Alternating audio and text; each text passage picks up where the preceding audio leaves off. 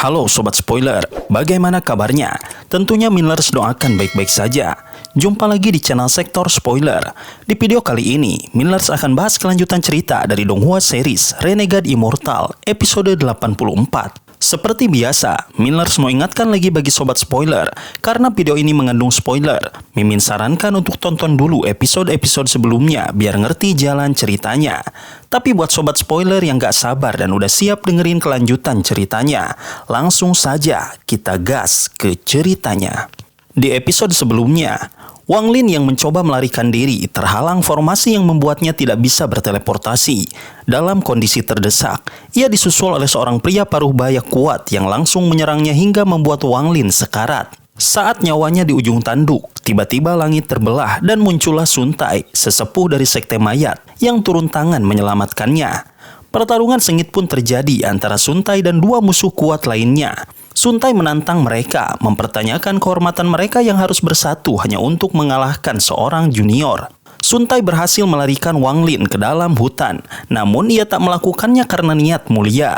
Ia hanya ingin menggunakan Wang Lin sebagai bagian dari strategi bertahan hidupnya. Saat leluhur klan setan raksasa mengejar, pertarungan mereka semakin memanas. Sun Tai melepaskan mayat-mayat peledak dan menggunakan kekuatan spiritual surgawi untuk menahan serangan lawannya. Sementara itu, Wang Lin yang lemah mencoba bangkit, namun segel dan tekanan dari dua kekuatan besar telah menyatu, membuatnya nyaris kehilangan seluruh energi spiritualnya. Pertempuran mencapai puncaknya saat leluhur klan setan raksasa memanggil pusaran hitam raksasa yang menyedot tubuh Sun Tai. Dalam keputusasaan, Sun Tai memanggil senjata pamungkasnya, seorang anak lelaki dari dalam peti mati merah, yang langsung menyerang sang leluhur dengan kekuatan dahsyat. Jiwa sang leluhur terpental dan ia melarikan diri dengan luka parah, dikejar oleh anak itu. Sementara itu, Wang Lin kini benar-benar sendirian, berjalan keluar dari hutan dengan tubuh melemah. Begitu cahaya matahari menyentuh tubuhnya, ia kehilangan kesadaran dan jatuh pingsan. Di episode selanjutnya, setelah pertarungan sengit antara Wang Lin dan kupu-kupu merah, nama Cheng Niu semakin dikenal di dunia kultivasi. Harta-harta yang digunakan selama pertempuran menjadi bahan pembicaraan di berbagai negeri. Pedang surgawi, bendera pembatasan, hingga kereta perang pembunuh dewa. Semuanya menjadi perbincangan hangat di kalangan para pembudidaya. Tak butuh waktu lama, kabar tentangnya menyebar luas. Cheng Niu pun dijuluki sebagai pembudidaya terkuat di bawah tahap transformasi jiwa di Suzaku. Sementara itu, Gunung Suzaku mengumumkan bahwa kupu-kupu merah tengah menjalani kultivasi tertutup untuk menembus tahap transformasi jiwa. Tidak ada yang meragukan hal ini, karena jika saja ia berhasil menembus batas saat pertarungan, hasilnya tentu akan berbeda. Namun, di balik semua kegemparan ini, tersiar kabar mengejutkan. Cheng Niu menghilang. Tidak ada yang tahu kemana perginya. Ia terakhir terlihat saat hendak menuju Gunung Suzaku untuk menerima pesanan, lalu lenyap tanpa jejak. Kabar ini menimbulkan kehebohan. Bahkan orang tua yang memegang gelar Suzaku pun keluar dari kultivasi tertutupnya dan memandang ke arah utara. 3 hari sebelumnya, terjadi gelombang energi spiritual celestial di wilayah itu.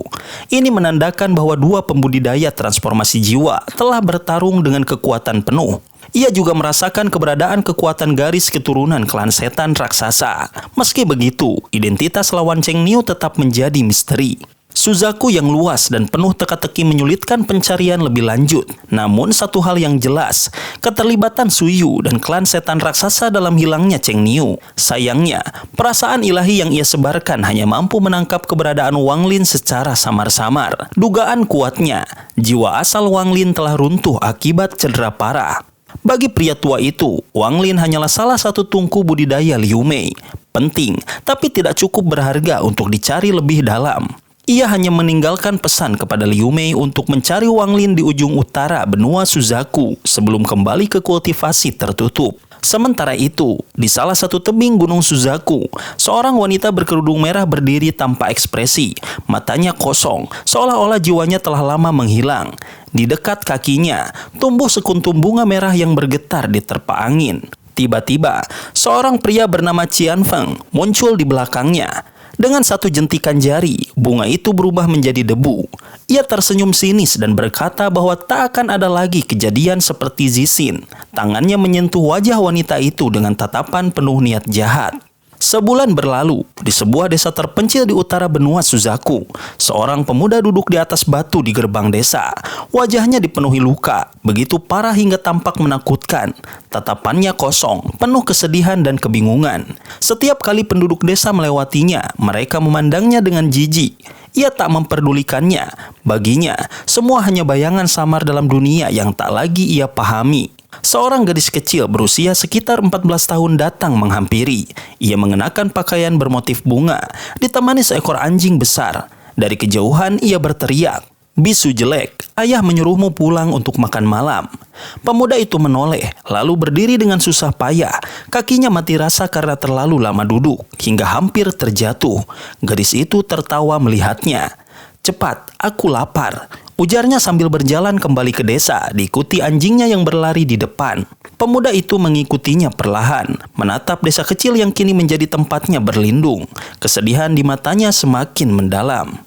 Di rumah dekat pintu masuk desa, seorang pria paruh baya duduk di depan rumahnya, dikelilingi tumpukan ramuan obat. Saat gadis itu datang dan melaporkan bahwa si bisu jelek sudah dipanggil pulang, pria itu menegurnya dengan lembut. "Bersikaplah sopan, panggil dia paman." Gadis itu hanya menjulurkan lidah dan berlari ke dalam untuk membantu ibunya menyiapkan makanan. Pria paruhbaya itu kemudian menatap pemuda di depannya. "Adik, jangan hiraukan anak itu. Dia memang seperti itu dari dulu. Kemari, biar kulihat kondisimu." Pemuda itu duduk dan membiarkan pria itu memeriksa tubuhnya. Lengan kurusnya hampir hanya tulang berbalut kulit. Setelah beberapa saat, pria itu tersenyum. "Pemulihanmu cukup baik. Aku akan memberimu lebih banyak obat. Setelah itu, kau hanya perlu mengisi perutmu dengan baik." Pemuda itu terdiam, lalu mengangguk. Pria paruhbaya itu menarik nafas panjang.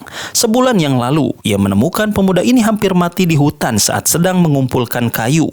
Meski awalnya tak berharap banyak, pemuda ini perlahan pulih dengan cara yang aneh. Namun, ia tetap tak bisa berbicara. Penduduk desa pun menganggapnya bisu. Malam itu, Wang Lin duduk sendirian di halaman, menatap langit. Tak ada seorang pun di dunia kultivasi yang tahu keberadaannya sekarang. Segala kejayaannya dulu telah lenyap, semua akibat perbuatan Shuyu dan klan setan raksasa. Ia mengangkat tangannya yang gemetar dan meletakkan mangkuk di atas batu. Senyum pahit menghiasi wajahnya. Jiwa asalnya telah runtuh, hanya menyisakan pecahan yang perlahan menghilang. Tubuhnya pun nyaris tak memiliki kekuatan. Dulu, ia berpikir bisa mengandalkan tubuh aslinya di Chu. Tapi sekarang, tubuh itu juga tertidur dan tak bisa membantunya. Ia tak benar-benar bisu, ia hanya tak ingin berbicara. Hanya 2 orang di desa ini yang memperlakukannya dengan baik, sementara yang lain memandangnya dengan jijik. Tanpa kekuatan spiritual, ia bahkan tak bisa membuka tas penyimpanannya sendiri. Namun, ia masih memiliki satu tujuan. 9 tahun lagi, Wan harus menghadapi siklus reinkarnasi surga. Tatapannya kembali penuh tekad. Selama sebulan terakhir, ia mencari cara untuk memulihkan kultivasinya. Namun, segel dan domainnya menjadi penghalang besar. Larut malam, Wang Lin tertidur di gudang kayu. Keesokan paginya, ia mencoba berkultivasi, tetapi tanpa energi spiritual, semuanya sia-sia. Ia butuh tempat dengan energi spiritual yang padat untuk bisa mulai dari awal lagi. Saat itu, gadis kecil muncul dan kembali mencibirnya. "Kau sudah tinggal di sini sebulan. Kapan kau pergi? Ini bukan rumah amal." Ibunya segera menegur, "Eri, sudah berapa kali ayahmu menyuruhmu memanggilnya paman?" Tapi Wang Lin tak memperdulikan mereka. Ia sudah membuat keputusan. Setengah bulan kemudian, tubuhnya mulai pulih. Suatu malam, ia menatap rumah tempat pria paruhbaya itu tinggal, menghafalnya dalam hati. Kemudian ia pergi. Dalam setengah bulan terakhir, Wang Lin telah mengumpulkan sedikit makanan kering dan membungkusnya dengan rapi. Di bawah sinar bulan yang redup, ia melangkah keluar dari desa, meninggalkan segalanya di belakang. Ingatan 500 tahun lalu mendadak menyeruak. Saat itu, ia juga pergi meninggalkan rumah di tengah malam setelah ditolak oleh sekte Heng Yue. Perjalanan panjangnya dimulai sejak saat itu.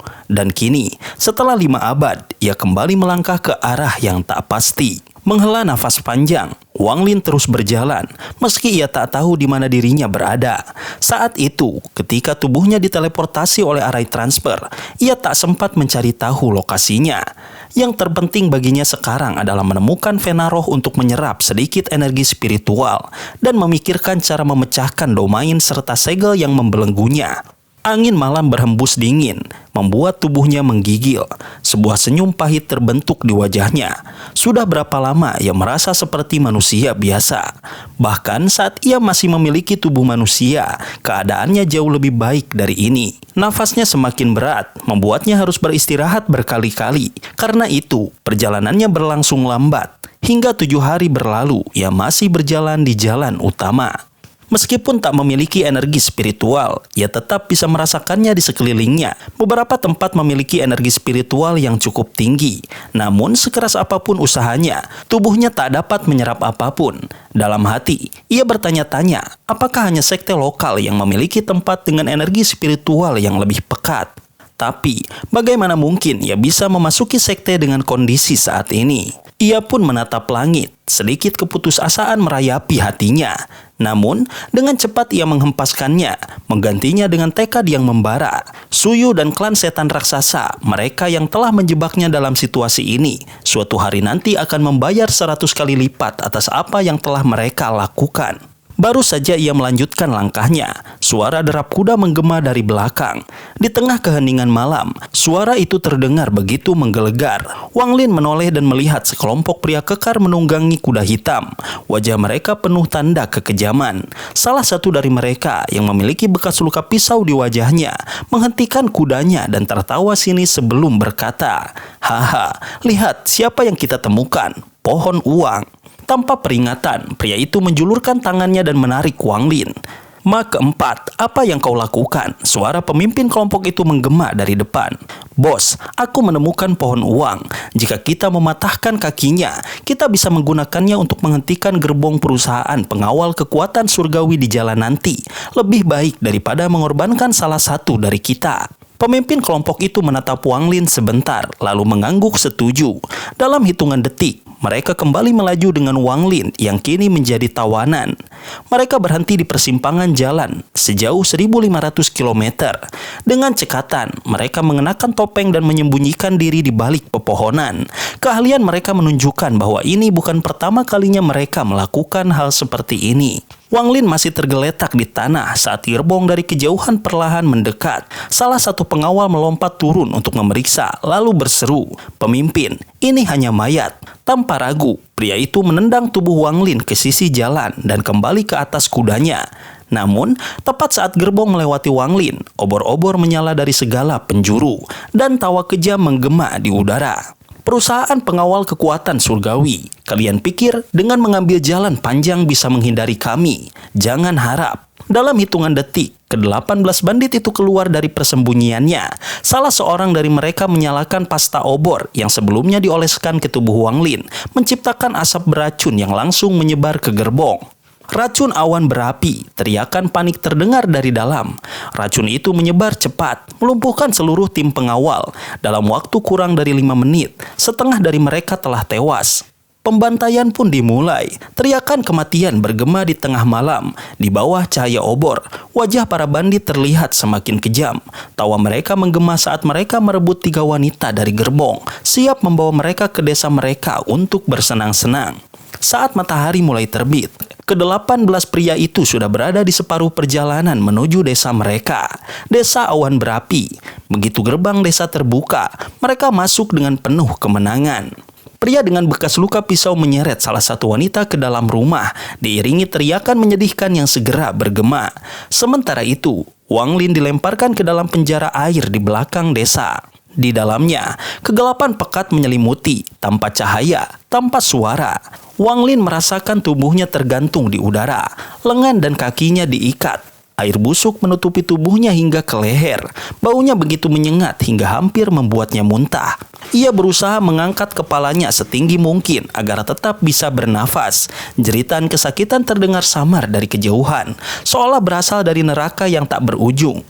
Wang Lin hanya bisa terdiam, matanya menatap kosong ke dalam kegelapan. Tampaknya seorang kultivator yang kehilangan segalanya bahkan lebih lemah dari manusia biasa, pikirnya. Namun, sesuatu menarik perhatiannya.